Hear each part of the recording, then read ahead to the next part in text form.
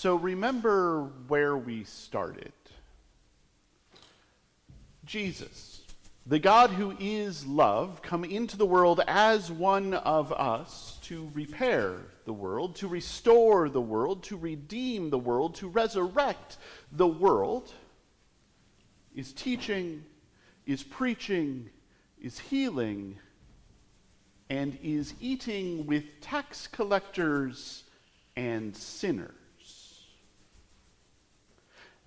And some scribes and Pharisees who have argued with Jesus, who have respected Jesus, who've said, Jesus, you're one of us, you're in the club, you make good points, you teach and you preach and you heal, and we like this thing that we have. They come to him and say, you're eating with tax collectors and sinners. Those are not the kinds of people that we eat with. Those aren't the kinds of people that we hang out with. Those aren't the kinds of people who we make community with. So, what's up with that? I mean, you are a respectable rabbi. Why are you eating with tax collectors and sinners? And so Jesus starts telling parables. He tells his first parable about a shepherd who has lost a sheep and who goes into the wilderness to search for that sheep, leaving 99 sheep behind to find the one, and when he finds that sheep, lifts it over his shoulders and carries it home and celebrates because the sheep had been lost and now it is found. And his second parable about a woman with 10 gold coins who loses one of those coins and so searches all over for it, and when she finds it, picks it up and celebrates because this coin that had been lost now is found. And Jesus tells these scribes and Pharisees, this is what it is like in heaven when one that was lost is found, when one that was lost is brought home. And then he starts telling the big parable. The parable we all know, the parable that you have heard preached on so many times before, the parable that every pastor loves to preach on. It's one of those few passages that nobody looks at when it pops up in the lectionary and says, oh no, how on earth am I going to make this into a good sermon? There once was a man who had 2 sons.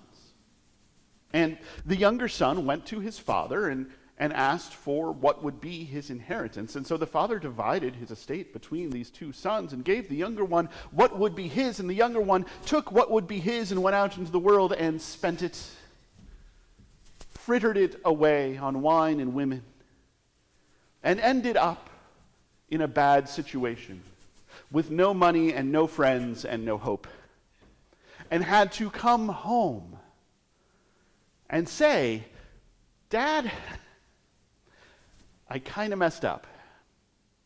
I've sinned against you and I've sinned against heaven, and I am not fit to be your son, but if you could give me a job, I'd really appreciate it. And if we remember from last week, when that son was crossing the field to come home, that father ran to meet him. He did not waste any time waiting for his son to show up. He cut his son off partway through his little speech. He said, no, you're home. Come in. And he turned to his servants and he said, kill the fatted calf. Let's have a big feast. Let's have a big party. Let's have a bash. Because this son of mine who was lost has come home. This son of mine who was lost has been found. This son of mine who was dead has been brought back to life. And if that isn't worth celebrating, then I don't know what is. And so they gathered up and they went inside. And they turned up the music, and they laid out the food, and they poured the drinks. They had the biggest party you have ever seen. But the older son, the older brother, wasn't there at the time.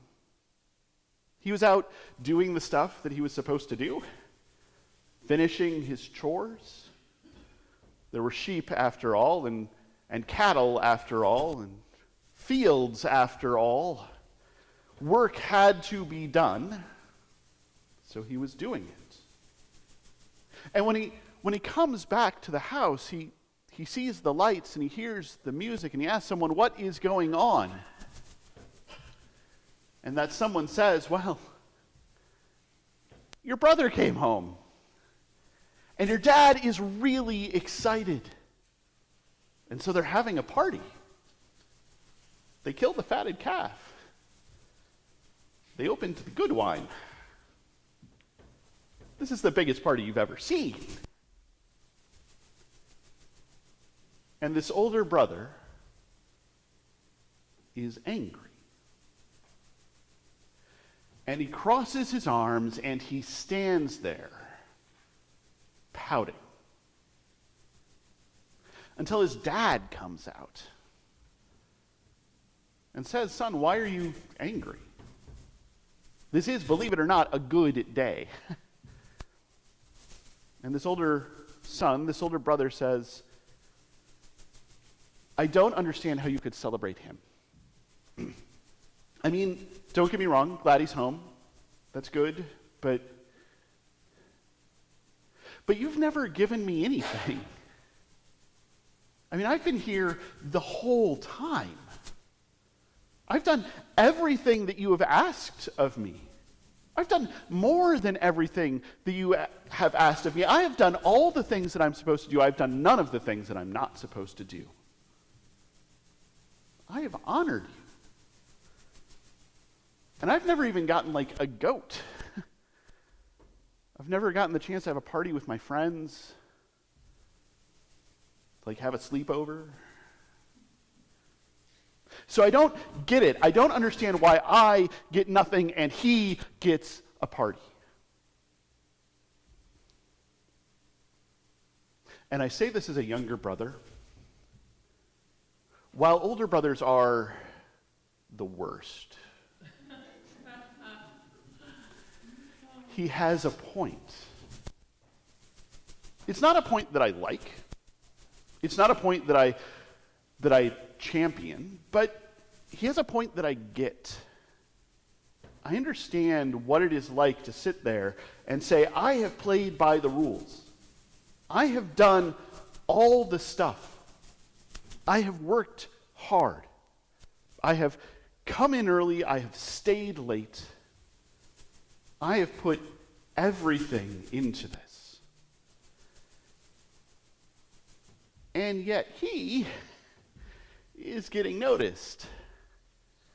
And I am being just left aside, left behind, brushed aside, ignored, treated as part of the furniture.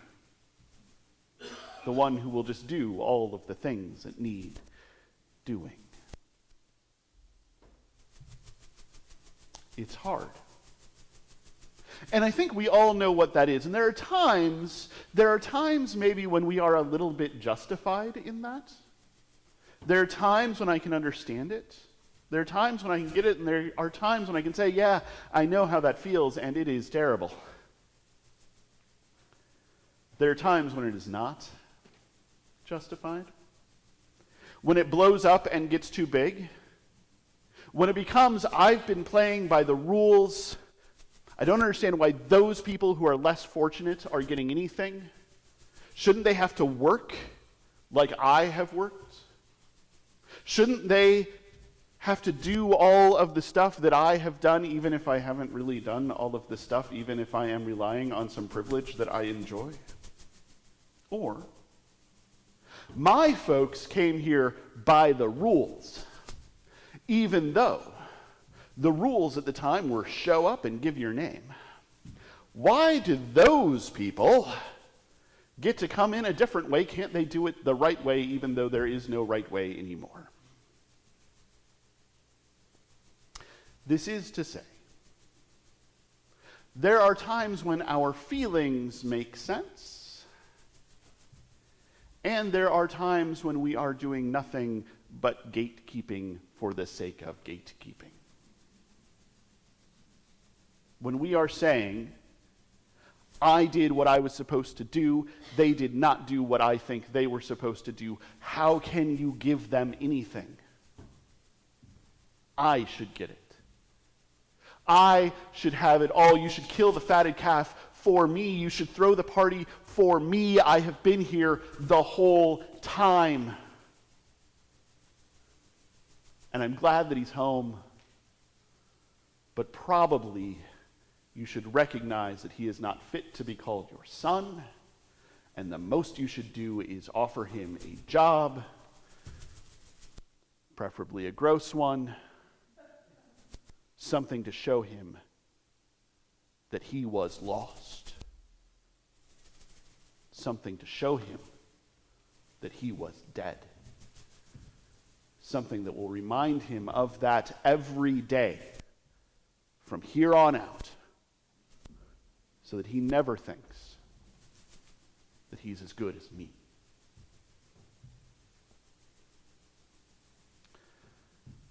I know that we are supposed to think, because I know that I was told, because I know that I was taught, that the older brother is the Pharisees and scribes. That they are gatekeeping by saying, why do you eat with tax collectors and sinners? We would certainly never allow them at our tables. Not until they change. Not until they get their act together. Not until they are good enough. I know that we are supposed to think, because I have been told, because I have been taught, that this is Jesus turning to those scribes and Pharisees and saying, look at how you're behaving when God wants to celebrate these tax collectors and sinners coming home, and you're suggesting that maybe they should get a reminder of who they are and who they have been. Because you have been here the whole time. You have been following the rules. You've been parsing the law. You've been trying to figure it out. Doing all the things you're supposed to do, doing none of the things you're not supposed to do. And now that these are being welcomed in, you are standing there with your arms crossed, pouting. And there's probably something to that. There's probably something to the idea that there are people who hold themselves up as paragons of virtue. And if not paragons of virtue, at least people who have been trying harder than other people, who want to keep that gate, who want to make sure that anybody who comes in knows who they are supposed to be like, knows who was there first, know who has been there the whole time, who want to make sure that anybody who comes in adjusts, assimilates to the way things are on this estate. But I want to suggest something else. I want to offer this. Maybe the scribes and the Pharisees are actually the younger brother. Maybe they are the ones, and I'm not trying to put them down, but maybe they are the ones who have thought to themselves, I can figure this out. I can work out my redemption, I can work out my repair, I can work out my restoration, I can work out my resurrection. I can parse the law. I can do the things I'm supposed to do and not do the things that I'm not supposed to do. I can take my inheritance into the world and live with it and spend it wisely and invest well and make my way in the world.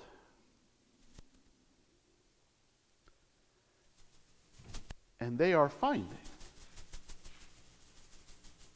that they can't. That it is too hard, that it is too much. That they need this additional thing. And not to say that they don't talk about it, not to say that they don't think about it, not to say that they don't believe in it, but they need this additional thing. They need this radical grace of God. They need this entry into God's estate, into God's reign of love, where there is enough and more than enough for absolutely everyone, where nobody needs to worry, where even the least enjoy enough bread, enough joy, enough mercy, enough love, and more than enough. They are knocking on the door. And Jesus is saying, look at this table. These tax collectors and sinners who have never had any hope in themselves, any thought that they could make it, that they could do all of the things that they're supposed to do and not do any of the things they're not supposed to do. These people whose entire fortunes have been placed on the grace of God, who know that they are nothing without the grace of God. These people who have been here the whole time. You think you've been here the whole time, and you would keep people out. But these who have been here the whole time, they've had everything. You can come and sit down, because in this reign of love, on this estate of the God who is love, we don't keep anyone out. I don't totally know if that works, but the lesson is the same. The trick of the powers of sin and death and everything that makes life last is making us think that there is a gate to keep. Is making us think that there are some rules that we have to follow. Are making us think that we have these things that we're supposed to do and these things that we're not supposed to do, and they're clearly laid out, and if we can just do those things, we'll be fine. And that those people who can't, well, if they manage to make it, they'll need to be reminded of who they were. But the truth of grace, the good news of Jesus Christ, the good news of the God who is love come into the world as one of us, is that the gate has been smashed. It is laying on the ground. The hinges are off. The pillars that held it have been knocked over. They are rubble. You can just come in. You can just come in, and there is a party going on. So come in and join the party and invite your friends and invite strangers and invite enemies. Go out into the towns, go out into the roads, go out into the countryside and gather folks up. Because you know what makes this party better? More guests, more people, more of creation bathed in the love of the music of the heavens, of the bread of life, of the cup of blessing, of the love and mercy and grace of God. So come in, have a seat, join the party. Because what a wonderful party it is.